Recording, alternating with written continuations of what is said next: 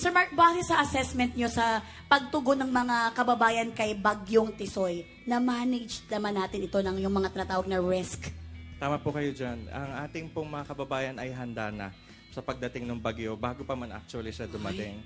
Kasi po last week pa tayo nagpe-prepare, naghahanda.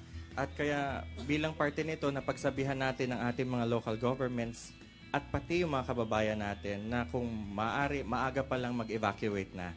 Kaya naggawa tayo ng preemptive evacuation, kaya wala pa yung bagyo, nasa safer places na yung mga kababayan natin. Umabot po tayo ng more than 300 or 400,000 ng mga kababayan natin na nagsilikas. Naialis po natin sila dun sa mga danger zone ng storm surge, flood, at saka landslide. Kaya po we're hoping na yung ating casualty ay hindi ganun karami compared do sa mga nakalipas na bagyo na dumadaan. Correct. Ayan, may bagyo man o wala, laging nakaantabay sa anumang posibleng sakuna ang NDRRMC. Eto, Sir Mark, sa maikling paliwanag po, ano nga ba ang role ng inyong ahensya? Opo, ang NDRMC po kasi ay isang konseho o grupo ng mga ahensya ng pamahalaan na pinapamahalaan po yung ating disaster management program.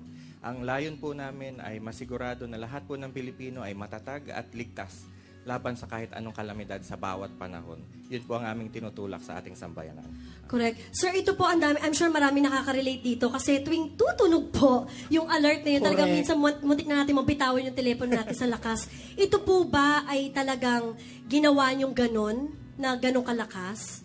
Reglamento po kasi sa batas natin, Republic Act 10639, na dapat lahat po ng mga kababayan natin ay makatanggap ng warning messages kapag may parating po na panganib.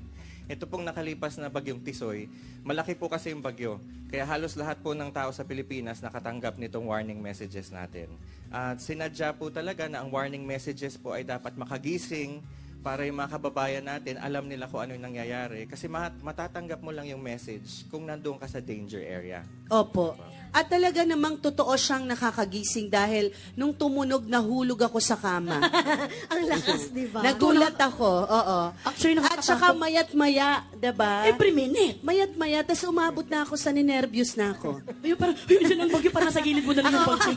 Oo, pero ano't ano pa man, napakalaking tulong ng nagawa Super, yes. ng alert natin nung araw na yon, ano, every time na merong parating na bagyo or sakuna sa bansa natin, 'di Kaya ba? po parang pasensya na lang po kung palagi talaga kami nagte-text nitong nakalipas. Ang gusto lang namin talaga ay siguradong safe po ang mga kababayan natin. Sir, tanong Okay, ko lang, sige. pati rin ba kayo tinitext? Kasi baka kami lang, sir.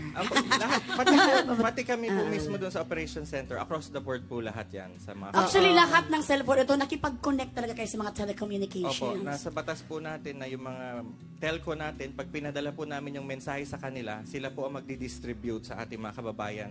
Yung kumakalat po na tanong na paano namin nalaman yung mga number ng bawat isang tao, hindi po namin alam. Ang telco po ang pinapadala namin at trabaho po nila na ibigay lahat yun sa subscribers nila. Kahit yung cellphone, that's why. kahit yung cellphone nung high school ako, tumunog nga eh. Talaga ba? Charing lang. Hindi, pero ang galing ng tunog. Wala kasi, kang cellphone nun. Wala pala, calculator lang. kasi ang galing, dahil yung tunog na yon, wala naman talaga yun sa ringtone natin na pilian eh. Talaga, magugulat ka, ano yun? Mapapaganon ka talaga. At sabay-sabay. Pero malaking tulong talaga. Pwede ba naming mahiram yung alert na yun pag yung mga pinagkakautangan, kailangan namin Oo, maningil? alert, utang alert, utang alert. Magbayad ka na, charing lang. Hindi. so, wag nyo i-off yon kasi important yon.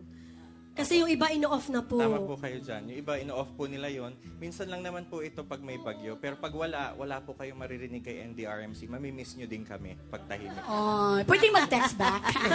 Oo. Actually, Sana marami may alert. nagte-text back. Opo.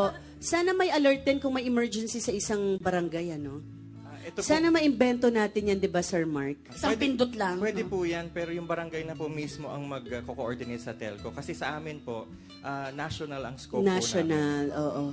O, di bali, isa sa batas natin yan. Congresswoman, huwag ka namang mag-ano na. Sige, oo. Ito na. Oo, wag Boto muna natin. ngayon. Oo. Wag muna kayo. Di tsaka talagang nakikita din naman natin mga kapamilya na malaki ang naidulot din ito Oo sa naman, atin, sa naging paghahanda ready lahat. natin. Malaking Yes. naidulot na tulong. O natulong. O. Oo. Kailangan talaga ang paghahanda para sa anumang sakuna. Di ba? True. Maraming salamat, Sir Mark. Magandang buhay!